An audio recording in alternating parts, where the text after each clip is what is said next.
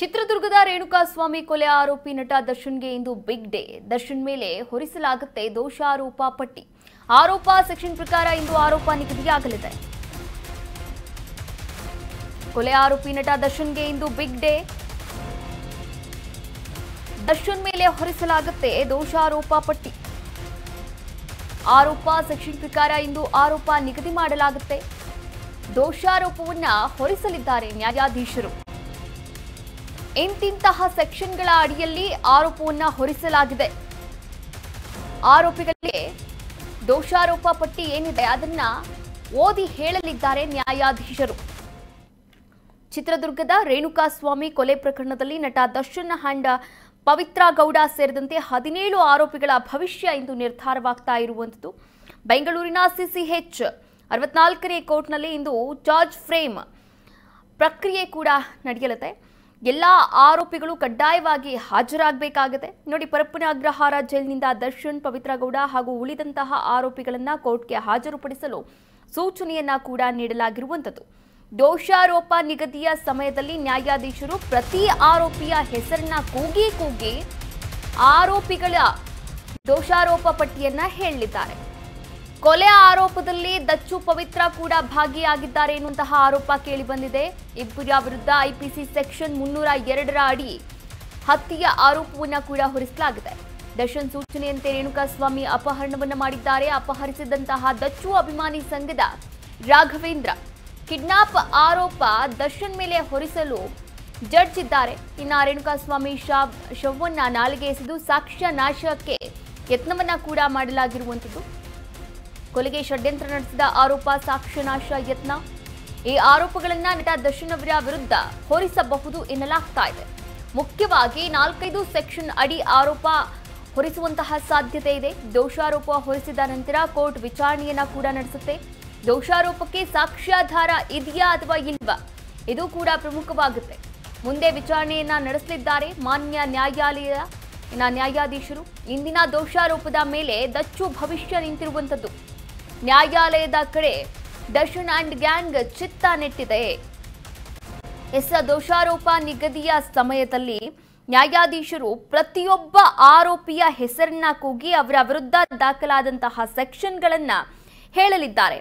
ನೋಡಿ, ಆರೋಪಿಗಳ ವಿರುದ್ಧ ಈಗಾಗಲೇ ಐಪಿಸಿ ಸೆಕ್ಷನ್ 302 ಅಂದ್ರೆ ಕೊಲೆ ಆರೋಪ, 364 ಅಂದ್ರೆ ಕಿಡ್ನಾಪ್ ಆರೋಪ, 202 ಸೆಕ್ಷನ್ 202 ಅಂದ್ರೆ ಸಾಕ್ಷಿನಾಶ, ಈ ಪ್ರಮುಖವಾದಂತಹ ಆರೋಪಗಳನ್ನ ಸೇರಿದಂತೆ ಹಲವು ಕಾನೂನು ಪ್ರಕಾರ ಪ್ರಕರಣಗಳನ್ನ ದಾಖಲು ಮಾಡಿಕೊಳ್ಳಲಾಗಿದೆ.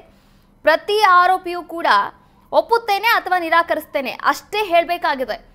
ಪ್ರತಿ ಆರೋಪಿಯೂ ಕೂಡ ಇದನ್ನ ನಾನು ಒಪ್ಕೊಳ್ತೀನಿ, ಇಲ್ಲಾಂದ್ರೆ ನಿರಾಕರಿಸ್ತೀನಿ, ಇದನ್ನೇ ಹೇಳಬೇಕಾಗಿದೆ. ತಾಂತ್ರಿಕ ಸಾಕ್ಷ್ಯಗಳಿಂದ ಡಿ ಗ್ಯಾಂಗ್ಗೆ ಸಂಕಷ್ಟ ಎದುರಾಗಿರುವಂಥದ್ದು. ಇನ್ನು ಮಧ್ಯಾಹ್ನ 3 ಗಂಟೆಗೆ ಜಡ್ಜ್ ಮುಂದೆ ದಚ್ಚು ಅಂಡ್ ಗ್ಯಾಂಗ್ ಹಾಜರಾಗ್ತಾ ಇದೆ.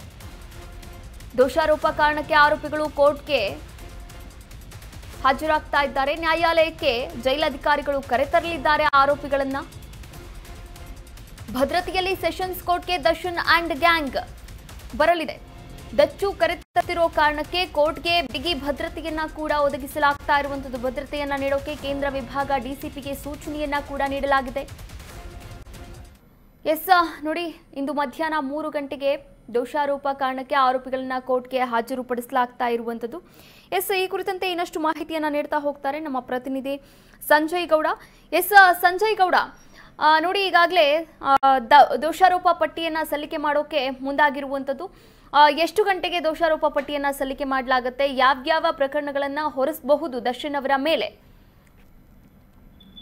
ಕಾವ್ಯ, ಏನಂತ ಹೇಳಿದ್ರೆ ಈಗಾಗಲೇ ರೇಣುಕಾಸ್ವಾಮಿ ಕೊಲೆ ಪ್ರಕರಣದಲ್ಲಿ ಜೈಲಲ್ಲಿರುವಂತಹ ದರ್ಶನ್ ಹಾಗೆ ಅವರ ಸಹಚರರು ಏನಿದ್ದಾರೆ ಇವ್ರನ್ನ ಇವತ್ತು ದೋಷಾರೋಪ ಆದೇಶ ಹಿನ್ನೆಲೆ ಇವತ್ತು ಕೋರ್ಟ್ಗೆ ಕರೆ ತರ್ತಾ ಇರುವಂತದ್ದು. ಅಂದ್ರೆ ಅಷ್ಟು ಜನ, ಅಂದ್ರೆ ಈಗೇನು ಜೈಲಲ್ಲಿದ್ದಾರೆ ಮತ್ತೆ ಬೇಲ್ ಮೇಲೆ ಯಾರೆಲ್ಲ ಹೊರಗಡೆ ಇದ್ದಾರೆ ಅವರೆಲ್ಲರೂ ಕೂಡ ಇವತ್ತು ಕೋರ್ಟ್ಗೆ ಕಡ್ಡಾಯವಾಗಿ ಹಾಜರಾಗಬೇಕು. ಅದು 3 ಗಂಟೆಗೆ ಈ ಎಲ್ಲ ಪ್ರಕ್ರಿಯೆಗಳು ಸ್ಟಾರ್ಟ್ ಆಗ್ತದೆ.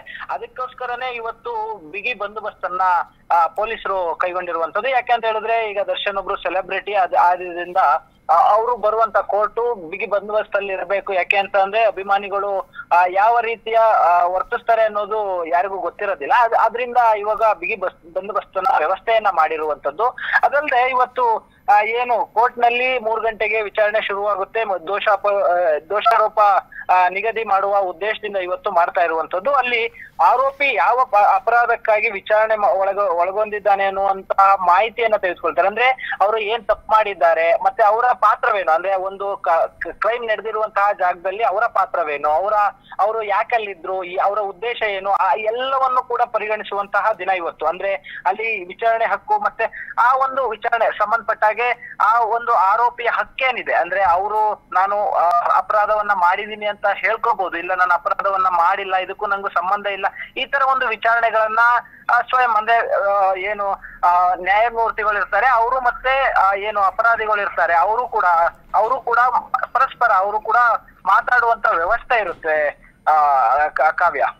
ಎಸ್, ಇನ್ನ ನೋಡಿ 302 ಕೊಲೆ ಕೇಸು, ಹಾಗೆ 364 ಕಿಡ್ನಾಪ್ ಮತ್ತೆ 202 ಸಾಕ್ಷಿ ನಾಶ, ಈ 3 ಪ್ರಕರಣಗಳನ್ನ ಹೊರತುಪಡಿಸಿ ಮತ್ತೆ ಯಾವ್ದಾದ್ರು ಪ್ರಕರಣಗಳನ್ನ ದಾಖಲಿಸಬಹುದಾ, ಹೇಗೆ?